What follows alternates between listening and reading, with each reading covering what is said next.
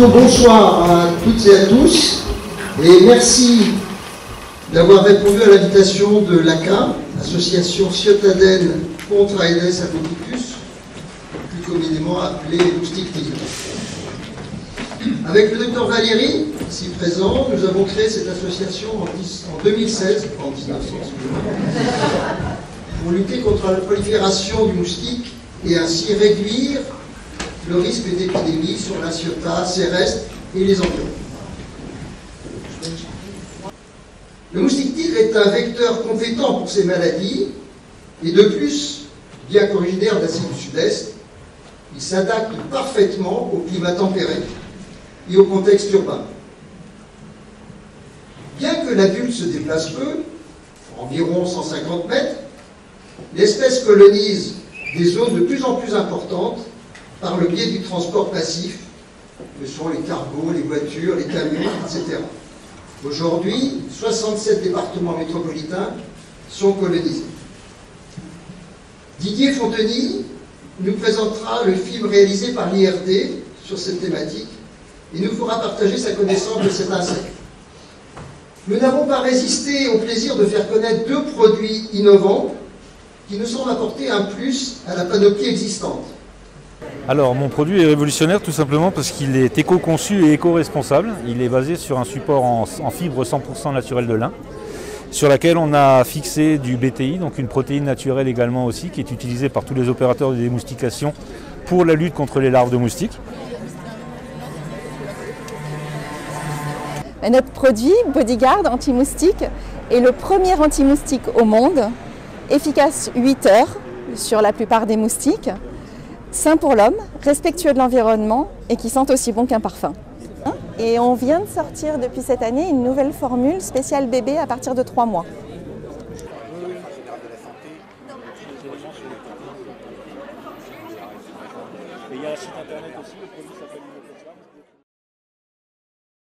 Lors de cette soirée, nous avons une pensée particulière pour une de nos membres de l'ACA, Jacqueline Nassau, qui a eu l'idée de cette soirée ici à l'Éden. Au nom de l'association, je tiens à remercier les mairies de La Ciotat et Céreste qui nous soutiennent depuis plusieurs années. Je remercie également très vivement l'ARS, sans qui cette soirée n'aurait pas eu lieu. Un grand merci aussi à tous les intervenants qui ont accepté, certains, de se déplacer des fois d'assez loin. Et merci également à Georges Vera et l'association Tout Visuel qui enregistrent toute la soirée et qui pourront peut-être à la fin interviewer certains d'entre nous.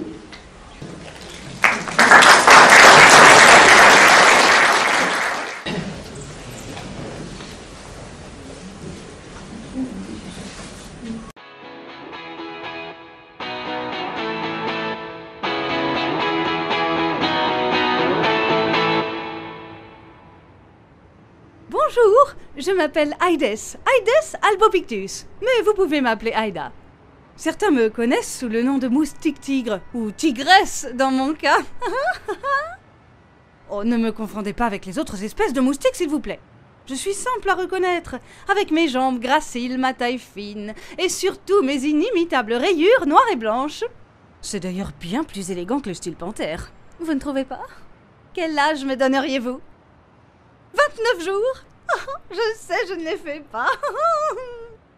Nous, les moustiques, sommes habitués à vivre des expériences incroyables. À commencer par notre début de vie, l'émergence, le grand cycle de la vie. Le cycle de la vie. Oui, enfin, je ne vous fais pas un dessin. Oh, l'œuf pendu dans l'eau se transforme en larve. De la larve se crée, oui, la nymphe. Oui, puis c'est l'émergence. Nous passons de l'eau à l'air. C'est une sacrée étape dans une vie. Ensuite, il nous faut trouver un mâle pour nous accoupler. Les accouplements sont assez acrobatiques, car ils se passent dans les airs, en plein vol. Oh, je ne résiste pas au plaisir de vous montrer ces quelques clichés. Alors, là, c'est Robert. Là, c'est Edouard, Steven, Hans, Imed, Sébastien, Xintao, John, Lucien, Sigrid, Whoopswood, Poisson. Maintenant, je dois me nourrir de sang pour fabriquer mes premiers œufs. Seules les femelles moustiques piquent car les mâles, eux, n'ont pas besoin de sang. Au menu, sang d'humain ou sang d'animal, sauvage ou domestique. Personnellement, j'ai toujours préféré les hommes. Avant de les piquer, je fluidifie leur sang avec un peu de salive. Quand il fait chaud, ils sont souvent découverts et leurs peaux sont alors accessibles sur une large étendue. J'en salive déjà. Ils pourraient se couvrir pour se protéger, mais beaucoup ne le font pas pour des histoires de mode vestimentaire ou de confort. Ça nous arrange.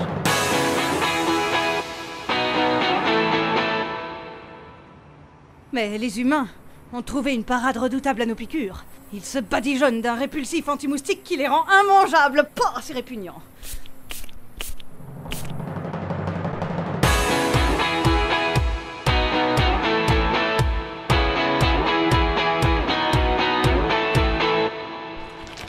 Pour la ponte, il me faut trouver un point d'eau, même petit, dans les soucoupes de plantes en pot, les réserves d'eau de pluie ou toute petite collection d'eau créée par l'homme. Comme disait ma grand-mère, c'est fabuleux un homme, ça vous offre le gîte et le couvert.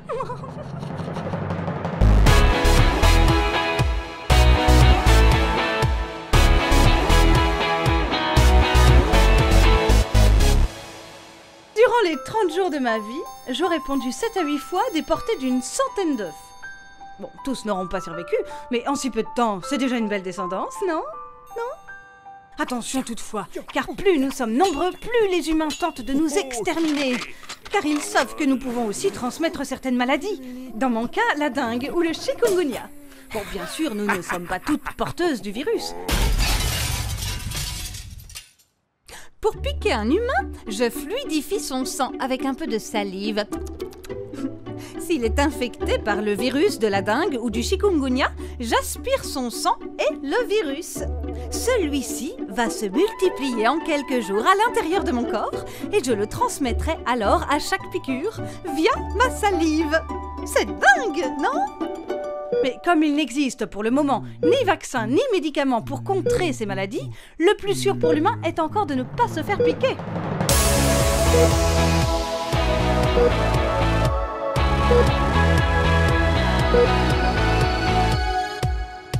Amis moustiques, et je m'adresse particulièrement aux moustiques tigres. Rejoignez-nous dans les villes. Il y fait chaud, les humains y sont nombreux, et la ponte y est facile. Et plus nous serons nombreux, et plus nous pourrons voyager dans le monde et vivre nos vies de moustiques en toute liberté, en toute liberté, en toute liberté.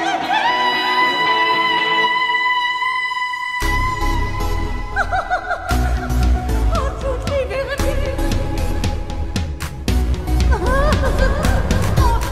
liberté.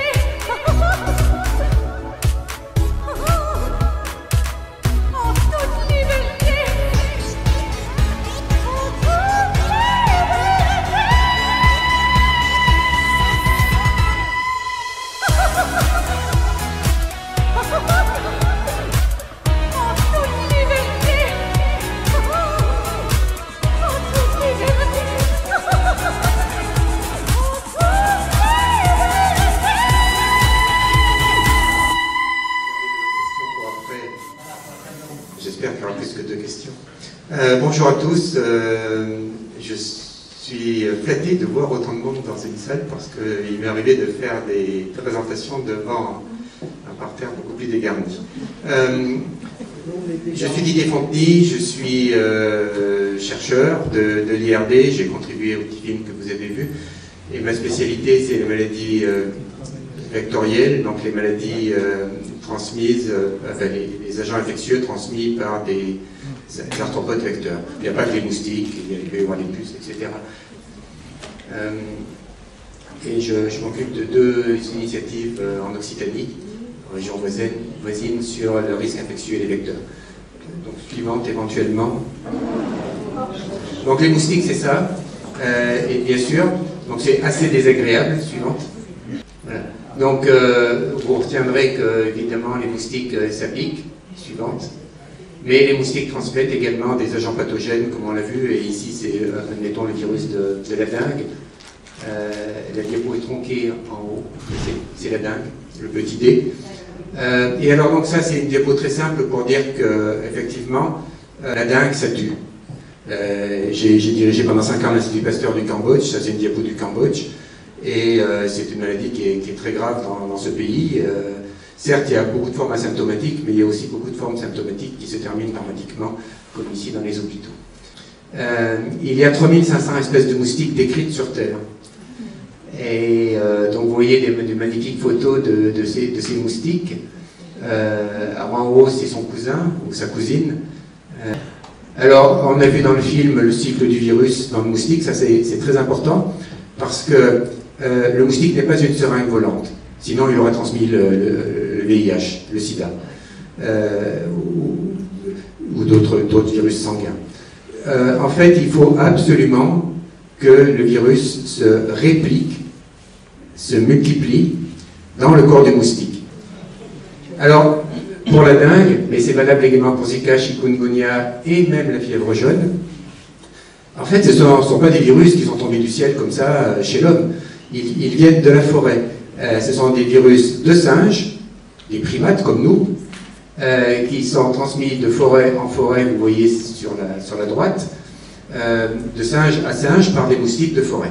Et puis, soit le moustique sort de la forêt, soit le singe sort de la forêt, il va grappiller dans les villages, il peut être dans les villages, soit c'est l'homme qui va en forêt. Donc 3 mécanismes pour faire sortir le virus de la forêt, soit par le moustique, soit par l'homme, soit par les singes. Et une fois que le moustique est sorti de la forêt, dans les villages, eh bien il y a de nouveaux moustiques de village qui sont adaptés à l'homme. Ça peut être Albopictus, Aedes albopictus, c'est plus souvent Aedes aegypti. Et à ce moment, il y a des cycles qui sont, disons, de village, qu'on appelle les cycles d'émergence. Suivante. Et puis la catastrophe, c'est que, en fait, le moustique atteint la ville. Le moustique atteint la ville et dans les villes, il trouve des moustiques. Le virus atteint. Le virus atteint la ville avec des gens qui se déplacent, hein, vous voyez. La plupart du temps, c'est les humains qui transportent le virus. Parfois, ce sont les moustiques eux-mêmes. Et en ville, ils trouvent des conditions absolument incroyables, très favorables à l'homme. Et comme on le dit dans le film, le gîte et le couvert, c'est-à-dire toutes les petites collections d'eau créées par l'homme, et puis du sang en abondance. Mes collègues vous montreront beaucoup de gîtes larvaires tout à l'heure. Alors, d'où vient Aedes albopictus?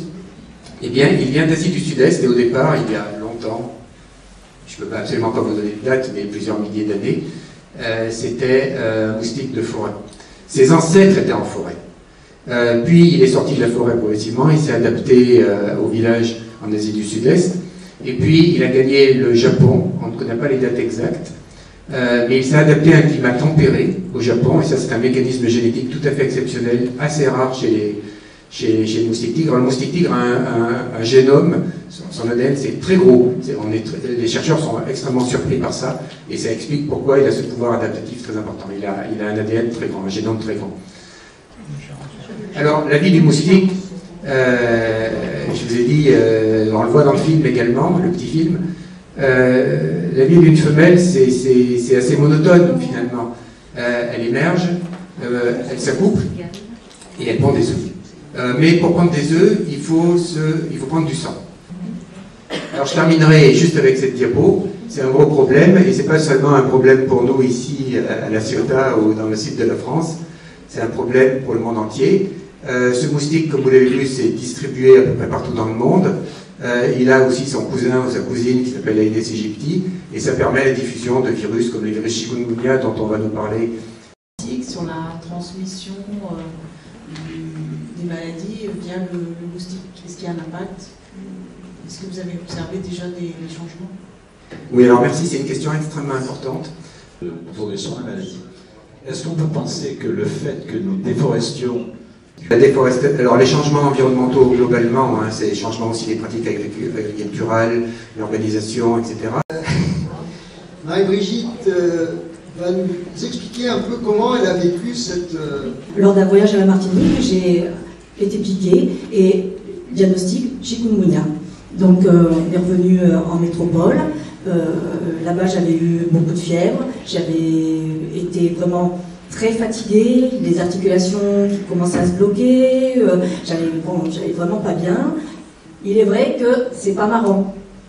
Donc c'est pour ça que l'association ACA elle est là aussi, pour vous aider, pour vous prévenir, pour mettre en place chez vous si vous avez besoin, pour vous aider. C'est pour ça que j'en fais partie, pour ça que j'adhère et que je milite aussi pour ça. Voilà, je vous remercie. Ceci est un message de l'Amicale des Moustiques Tigres. Monsieur T, comment expliquez-vous votre succès? Vous savez, être la star tous les étés, le centre de l'attention, c'est une belle reconnaissance, hein. Partout où je passe, les gens m'applaudissent. Mais sans les habitants du coin, je n'en serais pas là, hein. Ils m'offrent le gîte et le couvert. Une coupelle d'eau laissée au fond d'un jardin, une gouttière mal entretenue, les déchets verts qui traînent. Ce sont tous ces gestes qui m'ont aidé à percer, enfin, à piquer. Elle est bonne. Contre la prolifération du moustique tigre, il existe des gestes simples. Éliminez les eaux stagnantes, couvrez les réservoirs d'eau, éliminez les déchets verts, limitez les lieux de repos. Ne laissons pas les moustiques s'installer. Plus d'informations sur le site internet de l'Agence régionale de santé Provence-Alpes-Côte d'Azur. Un petit message aussi, je l'ai toujours donné, c'est que le moustique tigre n'est pas naturellement porteur de ces virus. Il faut qu'il ait piqué une personne infectée. Pour ce qui est donc de la période d'incubation de ces trois maladies, c'est une période d'incubation maximale de 15 jours. En moyenne, c'est une petite semaine.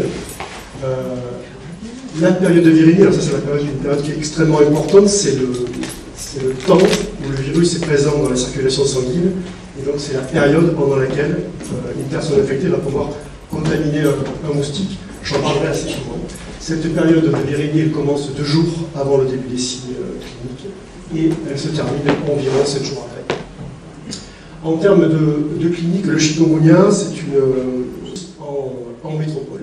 Cette surveillance, elle est basée principalement sur la déclaration obligatoire par les professionnels de santé.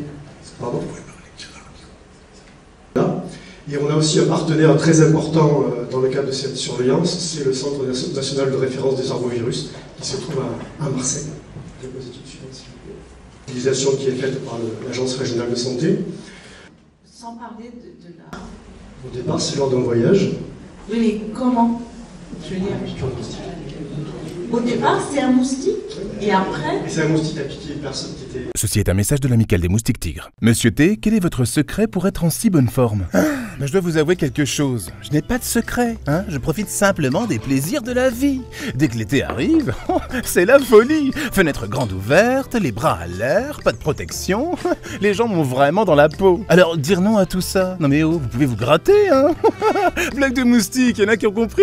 Voilà, elle a compris, elle rigole. Pour se protéger du moustique tigre, il existe des gestes simples. Porter des vêtements amples et couvrants, appliquer des produits répulsifs, utiliser climatiseurs, ventilateurs et moustiquaires. Ne laissons pas les moustiques s'installer. Plus d'informations sur le site internet de l'Agence régionale de santé Provence-Alpes-Côte d'Azur. Voilà, c'est vraiment mon tour. Donc bonsoir à tous, je travaille à l'Agence régionale de santé sur le département des Bouches-du-Rhône. Et j'ai entre autres en charge la gestion de la lutte antivectorielle avec Céline qui m'accompagne ce soir. Donc comme on l'a vu tout à l'heure, tout part d'une personne qui revient de vacances avec un des 3 virus, qui se fait piquer par un moustique dans son jardin. Le moustique ensuite développe le virus dans son corps, donc une grosse semaine, grosso modo. Mais les moustiques, on ne se fait pas piquer en fait. Les moustiques sont là, mais on ne se fait pas piquer. Ensuite, la troisième chose, c'est d'éviter que le moustique soit infectant. Donc une fois que le moustique vous aurait éventuellement piqué, aurait pu être infecté, on le supprime, avant qu'il développe la maladie. Et la dernière chose, c'est d'éviter les contaminations secondaires. Donc si jamais le moustique arrive jusqu'au bout et est infectant, qu'il ne pique personne. Donc la première chose dont je vous parlais, c'est d'éviter la présence de moustiques. Donc ça, c'est un petit pavillon typique, avec un jardin assez sympathique, dans lequel on a pas mal de gîtes larvaires sans qu'on s'en rende compte. Voilà, donc là, c'est un jardin mal rangé, par exemple. Ça arrive chez plus de personnes qu'on le pense, notamment derrière les maisons, là où on ne va pas forcément. L'évacuation aussi, souvent, il y a un peu d'eau qui stagne, on ne s'en rend pas compte, pour ça, il faut enlever la bombe, on ne le fait pas forcément et on ne comprend pas. Donc les pots de fleurs aussi, pensez à mettre du sable pour éviter que l'eau soit accessible. Ça vous permet de continuer à arroser, mais le moustique ne peut pas pondre dans l'eau puisque vous avez ce sable qui l'empêche. Les pneus, là, il faut les mettre à l'abri. Et quand on récupère de l'eau de pluie, ce qui se fait quand même pas mal dans le département, pensez à couvrir. Donc les messages, c'est faire en sorte que les moustiques n'aient pas accès à l'eau. Ou en rangeant, mettant à l'abri, en couvrant ce qui ne peut pas être rangé. Et en prenant soin de ses gouttières, de toutes les arrivées d'eau qu'on peut avoir chez soi. La deuxième chose, donc éviter la contamination des moustiques. Donc là, c'est éviter de se faire piquer, comme on l'a vu dans les petits films du début. Donc porter des vêtements longs, donc ça évite d'avoir la peau accessible et mine de rien, ça fait la différence. Il piquera certainement quelqu'un d'autre qui n'aura pas pensé à faire comme vous, mais bon. Sachant qu'il y a aussi une enquête de voisinage donc, qui est réalisée sur les lieux de vie de la personne, que les agents de l'OID ont pondre ses œufs et puis elle pourra pas ressortir en fait ni les œufs. Donc du coup ça tue et les larves et la femelle qui est venue pondre. Suivante s'il vous plaît. Alors une autre méthode qui a été essayée dans plusieurs pays, qui est testée à Montpellier, qui a eu un certain succès sur des zones limitées. Alors ça va vous faire sourire, mais par exemple les cimetières. Alors les cimetières, ce sont des grands gîtes à moustiques. Pourquoi? Parce que vous fleurissez les tombes. Et les larves ne vont pas se développer. C'est la technique dite de l'insecte stérile. Vous avez compris que seules les femelles prennent du sang. Et donc du coup, on relâche des mâles, des milliers de mâles, des millions de mâles qui ont été stérilisés. On est capable, au laboratoire, de fabriquer des moustiques dont on a modifié l'ADN, le génome, pour que, 1, ils vivent moins longtemps, pour les femelles, 2, ils ne transmettent plus d'agents pathogènes, c'est-à-dire qu'ils ont une immunité qui empêche de transmettre, ou 3, qu'ils piquent plutôt les chiens, les vaches, les poules, et pas l'homme. Voilà pour les techniques de lutte. Donc on continue sur les contaminations secondaires. Bon, bah, c'est un petit peu la même chose que tout à l'heure, hein, éviter de se faire piquer, on a présenté tout à l'heure les techniques de protection individuelle. Être ce moustique tigre par rapport à l'anophèle ou autre chose. Ceci est un message de l'amicale des moustiques tigres. Monsieur T, pouvez-vous nous raconter votre ascension fulgurante? Ah, mais vous savez, j'ai très vite attrapé le virus. On peut même dire que j'ai ça dans le sang. Ah oui, je suis arrivé en France grâce à des personnes généreuses qui m'ont permis de voyager gratuitement. Et puis ensuite, c'est allé très vite. J'ai goûté aux meilleurs cocktails. Chikungunya, Zika, dingue. Oh, c'est devenu une passion. Alors aujourd'hui, tout ce que je veux, c'est la transmettre, hein? Ah, madame rigole moins là. Lutter contre le moustique tigre, c'est se protéger des maladies qu'il peut transmettre lors des voyages en zone à risque. À votre retour, en cas de signes inhabituels, fatigue, fièvre ou courbature, protégez-vous des piqûres, limitez vos déplacements, consultez votre médecin. Ne laissons pas les moustiques s'installer. Plus d'informations sur www.paca.ars.santé.fr. Je vais vous présenter du coup les travaux que j'ai fait pour ma thèse en urbanisme, qui est justement intéressé à comment on peut adapter l'environnement urbain à la lutte antivectorielle et créer une stratégie de lutte antivectorielle intégrée aux environnements urbains. Par conséquent, on peut commencer par intervenir de cette manière, mais on peut aussi imaginer créer un environnement urbain qui soit défavorable à la transmission des maladies vectorielles. L'intervention sur l'urbanisme et dans les villes pour régler des problématiques de santé ne date pas d'hier. Depuis l'Antiquité, depuis au final que les villes existent, la question de la santé de ses habitants s'est toujours posée, puisqu'avec la densification vient des problématiques d'hygiène. Et c'est au XIXe siècle l'hygiénisme qui a été à l'origine de la discipline urbanistique telle qu'on la connaît actuellement. De plus, donc ça peut être une solution aussi d'une certaine manière écologique, puisque l'urbanisme et l'architecture accueillent des solutions pour la transition écologique, pour créer une ville qui soit durable. Si on fait une ville antivectorielle, il faut également qu'elle réponde à ces objectifs-là. Donc j'avais 3 terrains d'études dans 3 villes différentes dans les Bouches-du-Rhône. Alors le choix s'est tout de suite porté sur la région PACA, puisque c'était la zone d'introduction à Menton, donc plutôt dans les Alpes-Maritimes. Et je me suis décidée sur 3 villes des Bouches-du-Rhône, donc Marseille, Arles et Salon-de-Provence, pour des raisons très variées. Déjà, le terrain de Marseille, il y avait déjà eu une étude sociologique pratiquée sur le sujet du moustique tigre et de la lutte antivectorielle à côté de Lyon. Donc j'ai continué à travailler sur un terrain qui était à proximité. Arles a une histoire longue avec le moustique du fait de la proximité avec la Camargue. Et c'est un lieu où les relations hommes-moustiques sont étudiées depuis très longtemps. Et enfin, Salon-de-Provence est intervenu depuis un certain temps sur son PLU et a introduit des préconisations de lutte antivectorielle directement dans son PLU. J'ai voulu voir comment ça se passait dans la ville. Donc ce que j'ai pu tirer de ces observations sur le terrain, c'est qu'il y a un fort lien entre le gîte larvaire et usage de l'eau en ville. En particulier dans l'été méditerranéen qui est connu pour être sec, les gîtes larvaires du moustique tigre comptent sur nos usages de l'eau, que ce soit arrosage, loisirs, et en particulier nettoyage. Par exemple, une autre manière de remplir les gîtes larvaires structurels, c'est simplement de laver. C'était le cas par exemple à Arles, où comme j'étais en centre-ville, ces rues étaient extrêmement lavées et à grandes eaux, qui re-remplissaient ces avaloirs. Alors, heureusement qu'ils étaient traités, mais dans un endroit qui n'est pas traité, ça peut tout de suite causer problème. Donc, pour conclure, je vais vous parler des origines. J'ai pu déterminer les origines des gîtes larvaires bâtis, qui sont à la fois dus à des problèmes de vétusté et d'entretien, ou directement à des problèmes d'équipement qui sont particulièrement propices à la formation de gîtes larvaires, ou encore aux problèmes d'usage de l'eau dont on a parlé. Par rapport aux 300 autres espèces qui ne seront là uniquement pour nous gêner. Donc évidemment, après toutes ces interventions, donc on se sent tout de suite plus averti sur la lutte antivectorielle, sur la lutte contre le moustique tigre. Pas de doute, hein. Donc vous avez compris, le mode vectoriel de transmission, vertébré à vertébré, homme à homme, via les moustiques. Merci Monsieur Fontenille, ça c'est clair. Vous avez compris aussi les conséquences. Madame Gousset, merci beaucoup pour votre retour d'expérience sur ça, c'est important et ça montre un petit peu l'importance quand même de ce qu'on est en train de faire aujourd'hui, hein, la sensibilisation auprès du public surtout. Donc c'est en 2017 donc, que l'ACAS s'est rapproché donc, de la ville de La Ciotat pour mettre en œuvre des actions préventives de la lutte antivectorielle.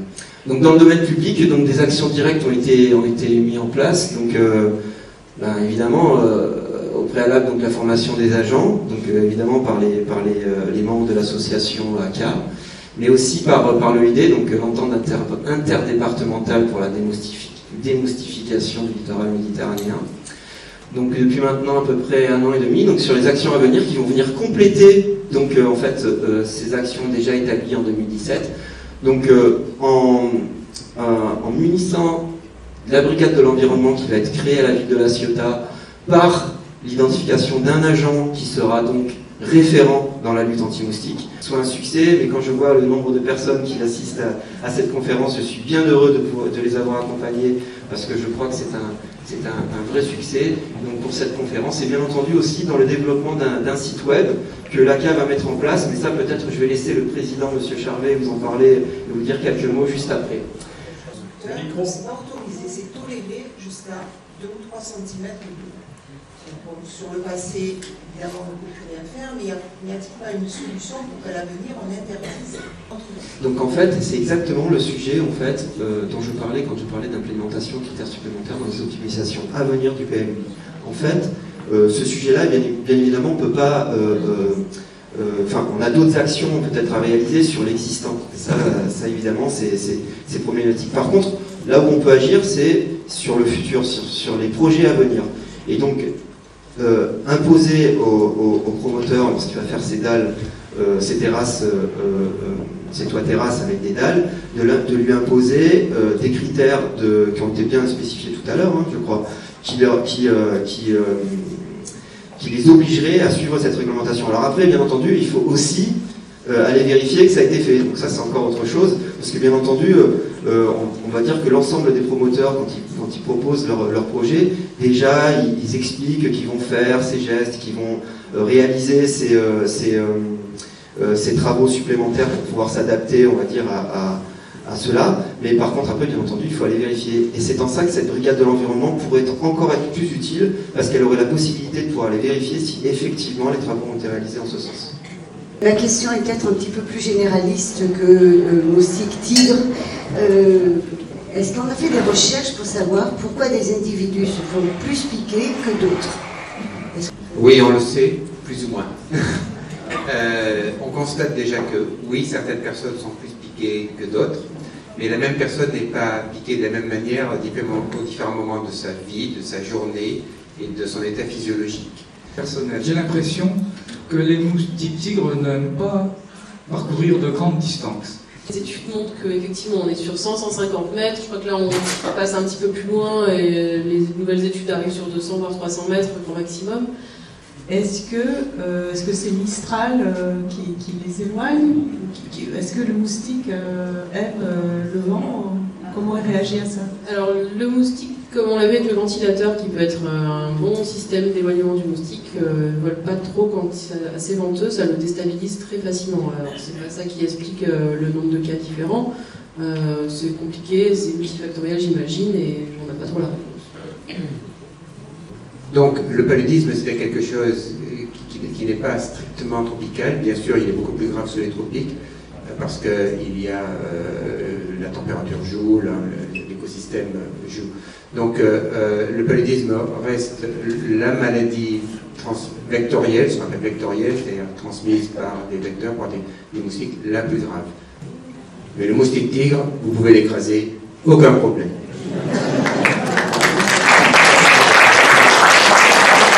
Merci. Merci, on va conclure là-dessus. Merci à tous les intervenants. Nous avons donc pu découvrir ensemble de nombreux éléments concernant ce fameux tigre et les maladies qu'il transmet.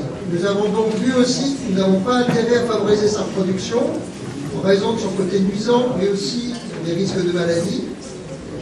Nous savons aussi qu'il ne disparaîtra pas, contrairement à ce que vient de dire Didier Fondy, il ne disparaîtra pas de nos régions, il est là et il restera.